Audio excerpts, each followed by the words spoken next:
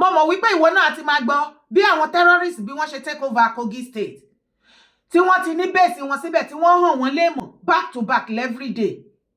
Wàá ti máa gbọ́ wípé Kogi State ó ti di state àìwọ̀. Ìwọ tó bá fẹ́ lọ bẹ̀ rò lẹ́ẹ̀mejì. Àwọn area bí Ìyàgbà gbogbo àǹkó gbogbo everywhere terrorists ti take over Kogi State. Èyí ló mú kí Nigeria military làwọn náà bá dìde yìí. Wàá ti rí fídíò tó jà rìnrìn lẹ́nu ọjọ́ mẹ́ta tí Nigeria army wá nínú helicopter tí wọ́n ju àdó olóró sí terrorist base tó wà ní Kogi State. Adẹ̀gbọ́nú ìròyìn yẹn wípé wọ́n pa òbítíbitì àwọn terrorists torí ó bá wọn níjàfù. Wọ́n expect ẹ̀ rárá. Wàá rí fídíò yẹn káàkiri gbogbo media platform Nigeria náà. Wàá rí tí wọ́n show àwọn military kíní wa bí wọ́n ṣe fò lókè gbogbo ẹ̀. After tí wọ́n attack wọn everybody ń jubilate pé ìrọ̀rùn ti dé bá Kogi State. Làwọn terrorists bá fi ṣe àgbò tó tàdí mẹ́yìn. Ó lọ má gbára wá. Àwọn pípù yìí ò mú ní kékeré o. Bí mo yẹ bá sọ̀rọ̀ yìí, wọ́n tó bá gbọ́ máa yàbò wọ́n ti yàbò Dangote Refinery. Dangote Refinery wọ́n ti yàbò bẹ̀. Wá wo bí àwọn terrorists ti kojú Nigeria military àti vigilante àti everybody ìtòtò. Tẹ̀lé mi wá wo fídíò. We have heard the saying, if you trouble a hornet's nest, you must be ready for the sting. Just yesterday, we were celebrating the massive victory of the Nigerian Army and the Police Air Wing in Kogi State, where they rained fire on bandit camps.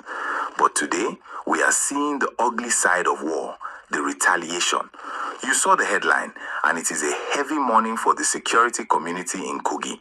We are receiving confirmed and breaking reports that in a desperate, violent anger, the surviving bandits have launched a reprisal attack on a critical police position at the Dangote cement factory in Obajana. They didn't come to kidnap, they came to kill. They came to avenge their fallen comrades. We are going to take you straight to the gates of the Dangote cement factory to explain exactly what happened late last night. Entities stormed the factory security post in a bid to overrun the police. We will also honor the bravery of the Civilian Joint Task Force, CJTF member, who paid the supreme price while defending that facility. If you want to understand why this attack is a direct response to the 200 bandits killed in the recent airstrikes and why the army neutralized scores of bandits in the forest, security sources are now putting that figure at over 200 terrorists killed. That is a massive blow. The bandits were bleeding, they were scattered, and they were angry. So, late on Sunday night, January 11, 2026, they decided to strike back. They chose a target that would make a loud statement, the police position at the Dangote cement factory in Obajana. This is not just any police station. This is the security post protecting one of the most important economic assets in Nigeria. According to exclusive security sources speaking to reporters this morning, the terrorists arrived in large numbers. They were well armed and they were desperate. They launched a furious assault on the security operative station there. Their goal was clear: overrun the station, kill the officers, and steal weapons to replace what they lost in the airstrikes. But they met a brick wall. The police officers and the troops stationed at the factory did not run. They held their ground. A fierce gun battle erupted that lasted into the night. The security forces returned fire for fire. The sources confirmed that the bandits were successfully repelled. They could not breach the facility. In fact, reports say the bandits suffered another heavy blow during this attack and were forced to retreat, dragging their dead and wounded colleagues into the bush. However, victory often comes with a painful price.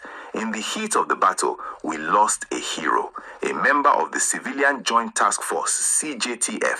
These are the local brave men who volunteer to support the police with their knowledge of the terrain. Ta ló máa wá sọ bẹ́ẹ̀ nígbà tí àwọn terrorists ti kọjú ìjà sí ní Dangote Refinery?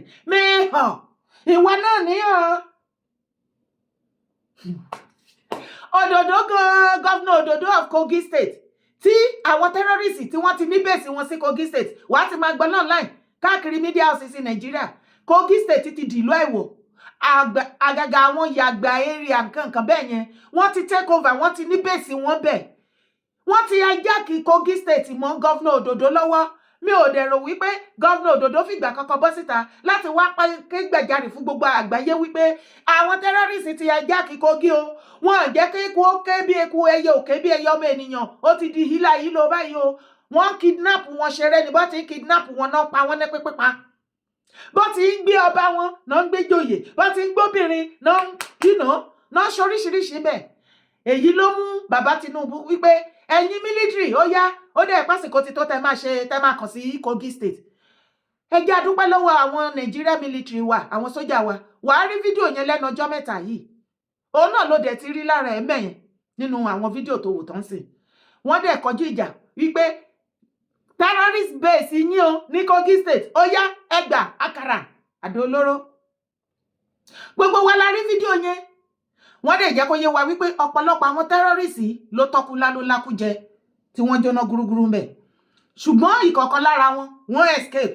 Èyí tó lè wọ́ra wọn, wọ́n wọ́ra wọn lọ. Wọ́n wá fi ṣe àgbò tó tàdí mẹ́yìn, agbára ló lọ mú wá. Pé padà wá tó máa padà wá pọ́n fẹ́ wá retaliate pípa tó pa wọ́n báyìí. Ọ̀dọ̀ Dangote náà forílé, Dangote Refinery náà forílé, ìkìkì, ìkàkà, ìtòtò, ìtàtàtàtàtàtàtà náà tàtàrà wọn bẹ̀. Ẹ jẹ́ a dúpẹ́ lọ́wọ́ àwọn military officer wa àti àwọn vigilante ní Kogi State mẹ́ tí wọ́n fọwọ́sowọ́pọ̀ tí wọ́n fi ṣe joint force láti kojú wọn, tí wọ́n fi pa a lot of people ńbẹ̀. Lóò wọ́n jẹ́ kó yé wa ní fídíò pé wọ́n pààyàn, ṣùgbọ́n ṣó possible? Ẹni tó kú ìyẹn náà tètè lọ. Ṣùgbọ́n o, mi ò mọ̀ bóyá ẹ̀yin èèyàn mi ṣì rántí. Ó dẹ̀ pé last year ní kinní yẹn ṣẹlẹ̀, àbí last 2 years. Ṣé ẹ rántí truck kan tó kó ọ̀pọ̀lọpọ̀ àwọn terrorist tó kó wọn wá tí wọ́n já wọn sí ní Lagos State náà ni? Yeah, I don't know which area ní Lagos State, mi rántí mọ́. Tí àwọn terrorist yẹn tí wọ́n fi ń wò rárá báyìí tí gbogbo èèyàn ń pe àkíyèsí tí fídíò rẹ̀ yẹn tó fi trendy gan tó go viral. Ìgbà tí ìjọba Lagos State máa lọ tán máa bọ̀, wọ́n ní kó máa arrest wọn o, wọ́n ní kó máa nà wọn o, kó máa unleash wọn o, kó máa ṣe kankan o. Wọ́n ní nítorí wípé wọ́n kó wọn wá láti wá ṣiṣẹ́ ní Dangote Refinery ni. Ṣùgbọ́n àwọn, mi mọ̀ bóyá o ti rántí fídíò yẹn bẹ́ẹ̀, ṣùgbọ́n àwọn tá a rí tán kó jọ torí wọ́n pọ̀ gan tí wọ́n já síbi ibẹ̀ yẹn. Wọ́n jọyàn tó jẹ́ Fúlàní nínú Nàìjíríà. Wọ́n ṣe bí èèyàn tó ti jẹ́ wípé àwọn Fúlàní tó ń gbé nínú igbó kìjikìji, Ọlọ́run ló mọ iye ọdún tó ti rí ìgboro last. Àwọn tó máa ń dáná ní highway, tá wọ́ àwọn èèyàn passenger tá ń gbé wọn wọnú igbó lọ. Tó wá kó wọn wá sí àárín ìgboro. Ó ní láti tó bá rántí bí wọ́n ṣe ń wò rárá lọ́dún náà lọ́hùn. Mo kàn ní kí n tún ṣàlàyé ni o. Ṣé ká sọ wípé ẹran ọba ló fẹ́ fi ṣe ọba jẹ ni? Okay, wọ́n attack terrorist base ní Kogi. Wọ́n lọ ó di gbì ní Dangote Refinery. Kí ló ń ṣẹlẹ̀ láàárín àwọn méjèèjì? Torí a gbọ́ dáadáa allegedly látọ̀dọ̀ tèmi wípé Dangote truck ó wà lára àwọn tó ń distribute, ó kó àwọn terrorists láti north wá sí south tó ń distribute wọn káàkiri. And láti yọ ọdún tá a ti ń pariwo mi tí ìgbọ́ àbá ti rí online, ìwọ tó bá rí o lè send ẹ̀ sí mi. Ìpè Dangote o, bí ó ṣe ní company bó ṣe gàgàrà tó gogoro tó international wọn ni o, unlimited o.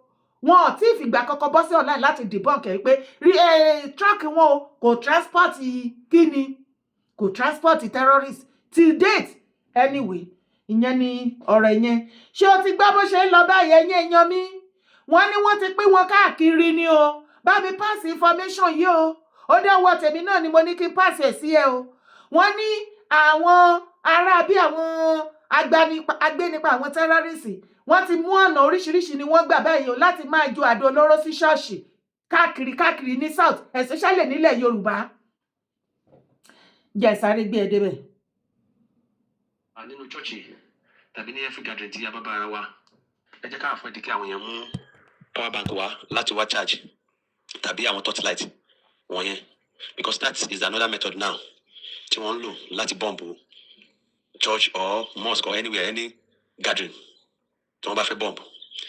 Ìṣẹ̀lẹ̀ tó ṣẹlẹ̀ tí a gbọ́ nípa rẹ̀, power bank yẹn lẹ́nìkan mú lọ sí church náà mú lọ lẹ́kọ̀ọ́ láti charge. So everybody is now in security conscious. Àwọn wá wò pé ẹni tó wá tó plug power bank tó ń lọ yìí àlejò ni, kò kí ń wá sí church yìí, kò tó wá ready láti dúró nígbà tó ti fi power bank sí ìsìnkiri tó ń wá pé irú power bank yìí pé kán jẹ́ káwọn wò.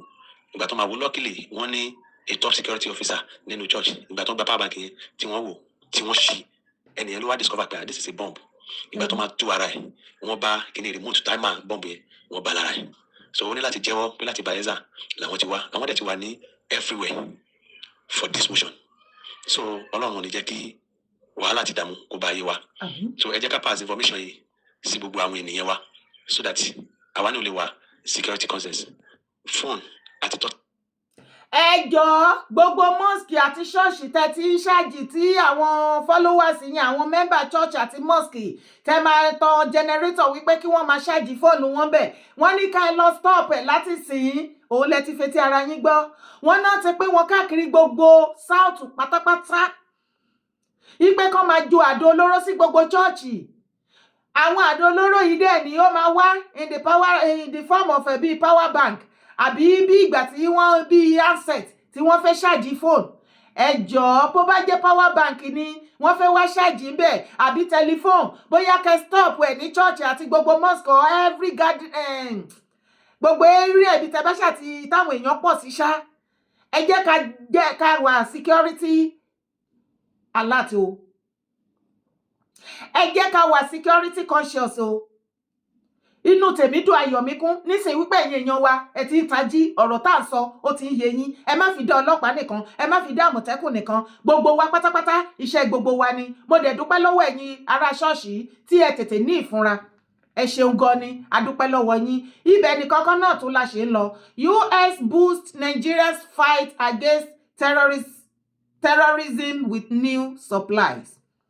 The United States government has delivered critical military supplies to Nigeria in support of the country's ongoing security operation. This was disclosed by the United States Africa Command, AFRICOM, in a statement posted on its verified X, formerly Twitter handle, noting that the supplies were handed over to Nigeria authorities in Abuja. According to the command, the delivery underscores the United States' continued commitment to strengthening its security partnership with Nigeria. Nǹkan tí wọ́n jẹ́ kó yé wa sí ni wípé US o wọ́n fi wá lọ́rùn sílẹ̀ wọ́n dá wa dá o wọ́n tún ti supply Nigeria ní àwọn nǹkan ìjà tí wọ́n ní agbára tó máa fi kojú àwọn terrorists nínú Nigeria. Nǹkan tí wọ́n jẹ́ kó yé wa ń bì nísìn òun nìyẹn. A dúpẹ́ lọ́wọ́ President Trump tí wọ́n dá wa dá. Wọ́n tún ti kó nǹkan tí wọ́n máa fi nǹkan ìjà ogun tó ní agbára. So ẹ̀yin Nigeria military officer ẹ ní sọ wípé àwọn nǹkan ogun tó wà lọ́wọ́ nǹkan ìjà tó wà lọ́wọ́ àwọn terrorists ó wà more sophisticated ju èyí tó wà lọ́wọ́ yín. Kò ní sí yẹn mọ́. Gbogbo ọ̀pọ̀lọpọ̀ tó dẹ̀ sọ wípé bí Trump ṣe wá Nàìjíríà kò ní ìmọ̀ sí Nigeria government àbí anything òun lẹ tún gbọ́n bí wípé àjọṣepọ̀ Nigeria government àti US government láti pé kí US government kí wọ́n wá kún wọn lọ́wọ́ láti gbógun ti terrorism nínú Nigeria lára ẹ̀ òun náà ni wọ́n ṣì ń ṣe òun ni wọ́n ti fi oríṣiríṣi nǹkan tó máa lò láti fi kojú àwọn aráabí òun ni wọ́n ti fi ránṣẹ́ ṣùgbọ́n question tèmi ni wípé ṣé ọwọ́ àwọn tó bá bọ́ sí kò ń ṣe pé àwọn terrorists náà máa lọ kó fún ṣé kò ń ṣe títà náà tó máa tà fún terrorists? That is where the problems lies. One thing is for the US government to send aid or some other things that might need láti fi kojú àwọn terrorists to Nigeria, and Nigeria leaders and Nigeria government accepted it from them, but are we truly sure they are going to make use of it in a proper way that they are supposed to? We hope wípé wọn ní transfer gbogbo kìíní lọ fún àwọn terrorists láti máa fi hàn àwọn èèyàn léèmọ̀. Nigeria government, all eyes are on you on this one. Ibẹ̀ ni kankan là ń lọ lórí ọ̀rọ̀ tó ṣẹlẹ̀ ní àná láàrin bàbá wa Aláàfin Ọ̀wádé àti bàbá wa Olúbàdàn bàbá Ládọjà. Ọ̀pọ̀lọpọ̀ àwọn ọmọ Ọ̀yọ́ ni wọ́n ti bọ́ síta o. Wọ́n ní ká dá padà. Ìwà àrífín gbáà ni fún bàbá Ládọjà Olúbàdàn of Ìbàdàn land láti snob handshake Aláàfin. Ipe ṣé wo ni ò tó wo ni àbí wo nìyàn ni ò tó wo nìyàn. Tá bá gbọ́tọ̀ tún ẹ jẹ́ ká gbọ́tọ̀ sí náà. Tẹ́ bá wá list dáadáa sí fídíò tí mo fẹ́ gbé wọlé. Ṣé brother wa ṣé ó rí sọ àbí ó kù díẹ̀ káàtó? Ẹ wá wo fídíò yẹn. fọ́nrán kan jà rìnrìn lórí ẹ̀rọ ayélujára látàná níbi tí Olúbàdàn tilẹ̀ Ìbàdàn gbé ń bọ̀ àwọn fẹ́ jókòó àga wọn sì rèé ẹgbẹ́ ìjókòó Aláàfin Ọ̀yọ́ ló wà. Ǹjẹ́ kí wọ́n jókòó wọ́n pè ní bàmí Aláàfin Ọ̀yọ́ ni wọ́n bá nawọ́ láti kí Olúbàdàn ìní bàbá wa Olúbàdàn ní wọ́n bá dàgùn lásìkò. Ọ̀rọ̀ ọ̀hún ti wá jà rìnrìn débi pé oníwà ń sọwọ́ ẹlẹ́yìn sẹ́yìn kálukú ń sọ ń tọ́gbọ́n lẹ́nu. Tí ẹni ọ̀hún jókòó lé lórí ṣé ọjọ́ orí là ń bọ̀wọ̀ fún ní ìsìn nílẹ̀ Yorùbá ni àbí àpèrè tí ẹni tí ó ní ọjọ́ orí ọ̀hún jókòó lé lórí torí mo mọ̀ pé ń tọ́ ṣẹlẹ̀ lánàá kò jẹ́ ṣẹlẹ̀ ká ní Adéyẹmí Lámìdí ní ń bẹ lórí ìjókòó tí Olúbàdàn ń bọ̀. Torí in tí mo rí nípa àwọn ọ̀rọ̀ yìí ni pé ó ti fẹ́ máa jọ bíi pé ọjọ́ orí là ń wò báyìí ọjọ́ orí àwọn ọba wọ̀nyí là ń wò àwo àpèrè tí wọ́n jókòó lé lórí mọ́ àwo àpèrè tí wọ́n jókòó lé lórí mọ́ torí mo rántí ń dò ní iná tí Ọọ̀ni Ilé Ifẹ̀ ṣe ìdóróyè Adéyẹmí Lámìdí ń bẹ bàbá ń bẹ láyé ńgbà náà Ọọ̀ni Ilé Ifẹ̀ fúnra lára wọn ni wọ́n gbéra lọ sí ààfin Ọ̀yọ́ tí wọ́n lọ rèé kí bàbá ńgbà wọ́n sì dá ààfin Ọ̀yọ́ rèé ìkí bí wọ́n ṣe ń kí Aláàfin Ọ̀yọ́ ńgbà náà ẹ rí wípé ìkíni pẹ̀lú ìlànà ìbámu pẹ̀lú ọjọ́ orí ń bẹ nínú kíkí ọ̀hún lọ́jọ́ náà lọ́hùn ṣùgbọ́n ní kété tí Aláàfin Ọ̀yọ́ ọba Lámìdí Adéyẹmí táwọn gbéṣẹ̀ tí wọ́n darapọ̀ mọ́ bàbá ńlá tiwọn tí ẹlòmíì goróyè ni wàhálà míì tún bẹ̀rẹ̀ láàrin Ọọ̀ni Ilé Ifẹ̀ àti Aláàfin Ọ̀yọ́. Èyí tí mo wá fẹ́ béèrè ńbẹ̀ ni pé níbo ni àpọ́nlé ọjọ́ sí tí à ń fún Adéyẹmí Lámìdí níbo ni àpọ́nlé ọ̀hún wà. Àṣé pé Lámìdí Adéyẹmí là ń pọ́nlé àṣé kì í ṣe ìtẹ́ Ọ̀yọ́. Àṣé Lámìdí Adéyẹmí là ń pọ́nlé àṣọjọ́ orí là ń pọ́nlé àṣé pé torí ikú bàbá ti dàgbà la ṣe ń bọ̀wọ̀ fún wọn. Àṣé kì í ṣe ìtẹ́ Ọ̀yọ́ là ń pọ́nlé àṣé kì í ṣe adé Ọ̀yọ́ là ń pọ́nlé. Àṣé ọjọ́ orí Adéyẹmí là ń pọ́nlé. Ṣé bó ṣe á yẹ kó inú gẹ́gẹ́ bí ọmọ Yorùbá àtàtà torí mo mọ̀ pé ọ̀rọ̀ tí ń jà rìnrìn lórí ẹ̀rọ ayélujára látàná mo ti ẹ̀ ń gbọ́ tí àwọn kan àwọn ọmọ àlè aláìmọ̀tàn kan ń pé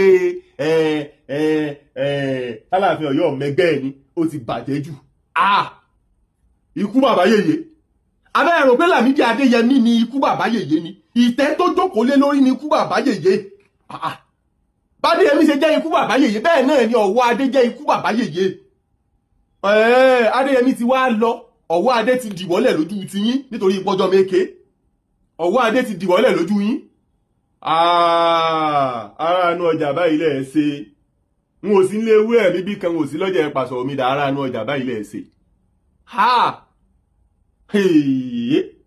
torí bàbá ní ká wo àwọn àbùkù tó bẹ̀rẹ̀ sí ní kan kábíyèsí Aláàfin Ọ̀yọ́ Ọ̀wọ́ adé lẹ́nu lọ́ọ́lọ́ yìí tẹ́ ẹ bá wo ẹ̀yìn wá ẹ rí i pé púpọ̀ nínú àwọn àbùkù yìí kì í kan Lámìdí Adéyẹmí ó fẹ́ jọ bíi pé ojú là ń jẹ ọjọ́ orí là ń wò torí tí Lámìdí Adéyẹmí bá débì kan gbogbo ilẹ̀ sáré dìde ẹlòmíì ọmọ bá búbú ẹlòmíì ó fẹ́ wọlẹ̀ odò yóò Ọ̀wọ́ adé ní ìsìn àpọ́nlé tẹ́ ẹ ní fún Lámìdí Adéyẹmí ọjọ́ sí lójú yín ó ti bá Lámìdí lọ àbí ṣùgbọ́n ẹ wá gbàgbé pé Aláàfin Ọ̀yọ́ ní Lámìdí Adéyẹmí Aláàfin Ọ̀yọ́ ní Ọ̀wọ́ adé o Aláàfin Ọ̀yọ́ ní Lámìdí Adéyẹmí Aláàfin Ọ̀yọ́ lọ̀wọ́ adé àbùkù tẹ́ ẹ bá ta sí Ọ̀wọ́ adé orírun Ọ̀yọ́ lẹ ta sí o àwọn baba ńlá àti ẹ̀sìn ẹ̀ sì ń bẹ lálẹ́dí ọ̀run òun lẹ̀ ń fàbùkù kàn kì í sòun àwọn Ládìgbòlù lẹ̀ ń fàbùkù kàn àwọn Aláàjì Adéyẹmí Adéníran lẹ̀ ń fàbùkù kàn àwọn Aláàfin Ọ̀yọ́ ọjọ́ sí àwọn ẹ̀pọ̀nrí tí wọ́n lẹ̀ ń fàbùkù kàn kò yẹ kó rí bẹ́ẹ̀ kò yẹ kó rí bẹ́ẹ̀ rárá ọ̀pọ̀lọpọ̀ wá ń sọ tó bá wọn lẹ́nu lórí ẹ̀rọ ayélujára Aláàfin Ọ̀yọ́ mẹgbẹ́ rẹ̀ mọ́ ni yóò ṣe máa nẹwọ́ sírú Olúbàdàn tó tó bí lọ́mọ ṣé ẹ̀yin kì í ṣe làákàyè ni sí ọ̀rọ̀ pé a tó bí ni lọ́mọ là ń wí báyìí ni. òun náà lẹ́dẹ̀ ti gbọ́ lẹ́nu fọ́nítìkà ìkan lára àwọn bírọ́dà wa sọ̀rọ̀sọ̀rọ̀ ní Ọ̀yọ́ state àti Ìbàdàn àtọ̀yọ́ ìkan náà ṣì ni. tí a bá lísìn dáadáa sí àlàyé tí wọ́n ṣe mẹ́yẹn wọ́n ta àbùkù bàbá wa Ládọjà Olúbàdàn of Ìbàdàn land wípé ìwà tí wọ́n wù níbi ibẹ̀ yẹn disgrace tí wọ́n fún Aláàfin àti embarrassment yẹn kò dáa ó kù díẹ̀ káàtó kò yẹ kí Olúbàdàn kó treat Aláàfin bí wọ́n ṣe treat wọn níbi ibẹ̀ yẹn nínú fídíò tó ti ń jà rìnrìn látànà ṣùgbọ́n lọ́dọ̀ ti tèmi èmi á sọ wípé kí ló ṣẹlẹ̀ gangan ẹ̀yin bàbá wa ẹ̀yin àgbààgbà ilẹ̀ Yorùbá wọ́n ní àgbà kì í wà lọ́jà kórí ọmọ tuntun wọ́ nígbà tó wá jẹ́ wípé ẹ̀yin àgbààgbà tó yẹ táwa ọmọ lábẹ́yìn tá à ń look up to tó yẹ ká máa wò gẹ́gẹ́ bí àwòkọ́ṣe unity àárín yín ká máa fi gbilẹ̀ láàrin wa ká máa tọ́ka sí yín nígbà tí àwa yúùtù tá bá fẹ́ ṣìwàwà àbí ṣẹ̀ṣẹ̀ gbé pé ẹ̀yin ò rí àwọn bàbá wa ẹ̀yin àgbààgbà iwájú wa ni bí wọ́n ṣe fi àyè gbara wọn ìṣọ̀kan ìfẹ́ ìrẹ́pọ̀ ìfọwọ́sowọ́pọ̀ ká máa fi ṣe kí ni ká máa fi kẹ́kọ̀ọ́ ṣùgbọ́n ṣe ni láàánú wípé ẹ̀yin àgbààgbà tó yẹ ká máa fi kẹ́kọ̀ọ́ nínú nǹkan re ẹ̀yin gan lẹ́ ń bà wá lójú jẹ́ nǹkan tó ṣẹlẹ̀ lánàá yẹn àti bàbá wa Olúbàdàn àti bàbá wa Láàfin àti ilé Yorùbá land Oòduà land káàárọ̀ òjíire èké ìtàbá pé kò séèyàn kankan tó wú lórí àbó wúwọ́ lórí ni ìtìjú ńláńlá ló jẹ́ fún gbogbo wa ìbàlójú jẹ́ ni ẹ̀yin kábíyèsí à ń pariwo yín lójoojúmọ́ wípé ẹ̀ ń kẹ́rẹ̀ bá àwa aráàlú ẹ̀ ń disgrace wa kí ló le tẹ́lẹ̀ gan kí ló dé ẹ̀yin tá a ní kókó bo yín bọ̀ ẹ̀kọ́ ẹ̀ bọ́ ẹlẹ́ẹ̀lẹ́ bọ́ gba abẹ́rẹ́ nínú òkùnkùn ìjà supremacy ìwọ òtó mi èmi jù ẹ lọ òun nìkan là ń rí tẹ́ ẹ̀ ń ṣe káàkiri èyí tó kan ilẹ̀ bàbá wa àtàwa tó mú wá lómi tá à ń pariwo tá à fi kọrin lójoojúmọ́ tí gbogbo wa ń pariwo fún yín ẹ ṣe bẹ́ẹ̀ ni pé ẹ gbọ́ tinú yín nìkan lẹ̀ ń ṣe nínú ilẹ̀ tó jẹ́ wípé ẹ máa wò ó àbí àwọn ọmọ yóò tí gbọ́ ni ṣé ẹ̀yin ọmọ yóò gbọ́ wípé àwọn terrorists ti kọ lẹ́tà sí yín wípé àwọn ń bọ̀ ní 28th of this month láti wá ṣe wá kí yín ok láti ọ̀dọ̀ bandit a ó wà ní January 20, 2026 ẹ dúró dè wá àti pé ẹ múra fún wa lẹ̀ a wá láti wá fún yín ní ìbànújẹ́ in the orílẹ̀-èdè yín a wá láti fún yín ní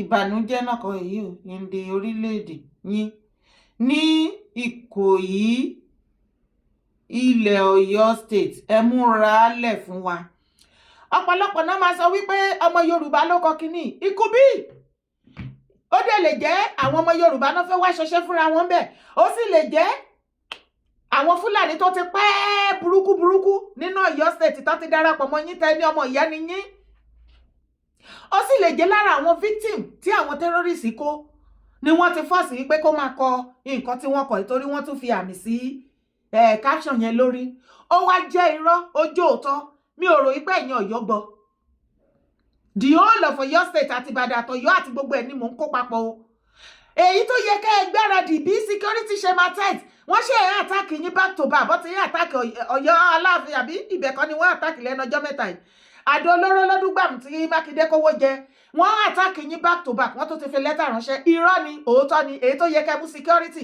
ok báwo lomi ò ṣe ní tẹ̀yìn wọ̀gbé Ọ̀yọ́ state lẹ́nu báyìí nígbà tẹ̀yìn ọba ṣàkóṣàkó níbi ibẹ̀ tó jẹ́ pé ẹ̀gbà fúnra yín ìjà supremacy ò lẹ́ ń jà báwo ni ògiri yín ò ṣe ní lanu tálàgbà máa kó wọbẹ̀ báyìí bí terrorist ò ṣe ní máa pa yín lógún lọ́gbọ̀n nígbà tẹ̀yìn méjèèjì ń jà tí gbogbo yín ẹ̀yin ọba tó wà nídìí Ọ̀yọ́ tẹ́ ẹ pẹ́ra yín yẹ́lẹyẹ̀lẹ tẹ́ ẹ bára yín ṣe kí ló dé disgrace lélẹ́yìí ẹ bá àwọn ọmọ káàárọ̀ òjìrì ẹ bá wá lójú jẹ́ èyí tá a ní kẹ́ ṣe ẹ̀ ṣe tínú yín lẹ̀ ń ṣe kí ló dé gan lórí ọ̀rọ̀ supremacy ṣe nǹkan mi ò ti wà náà ọ̀rọ̀ yìí ni èyí ga o ká sáré débẹ̀ pa US boosts Nigeria's fight against terrorism with new supplies.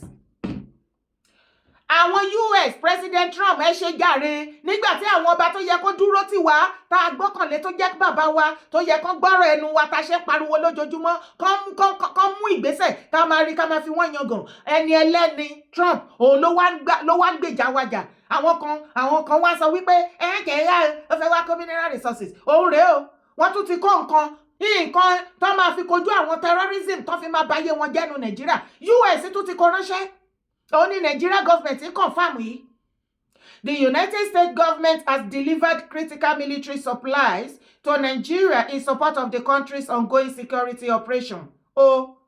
According to the command, the delivery underscored the United States' continued commitment to strengthening its security partnership with Nigeria. Àwọn ìlú onílùú country ló wá ń gbèjà wa èyí tó yẹ kí èyí tó kàn yín bẹ̀ ẹ̀kọ́ ẹ̀ tí dànù èyí tí ò kan àwọn aráàlú òun lẹ́mú gbọ́ òun náà ti sọ sí pé gbogbo ṣọ́ọ̀ṣì ẹ̀wà àtàláàtì ẹ̀yin tẹ́ máa ń ṣèṣọ́ òru ìṣọ́ ọ̀sán ìṣọ́ ìrọ̀lẹ́ wọ́n ní nísìn power bank àti ansẹ̀tì òun ni wọ́n fi fọ́ọ̀mù àdó olóró nísìnyí o wọ́n á kàn gbé wá pé wọ́n fẹ́ ẹ̀tàn jẹnẹrétọ̀ fẹ́ wá ṣáàjì ẹ̀kẹ́ tó dijú kẹ́ tó là á táìmì wọ́n ti fi táìmì sí ẹ̀kàn déédéé gbọ́ gbúù ẹ bá wa pín information káàkiri gbogbo ẹ̀yin tẹ́ ẹ lọ ṣọ́ọ̀ṣì mi ò ní ẹ má lọ ṣọ́ọ̀ṣì ṣùgbọ́n ẹni orí yọ ó dilé orúkọ tèmi ò yípadà Ìyédára Kowó ni mò ń jẹ́ má gbàgbé láti bá mi pé ètò yìí má gbàgbé láti bá mi like ẹ̀sìn má gbàgbé láti drop comment God bless you ilẹ̀ káàárọ̀ òjíire ò ní gbaná o a ní kúkú ọ̀wọ́wọ́ o ire o.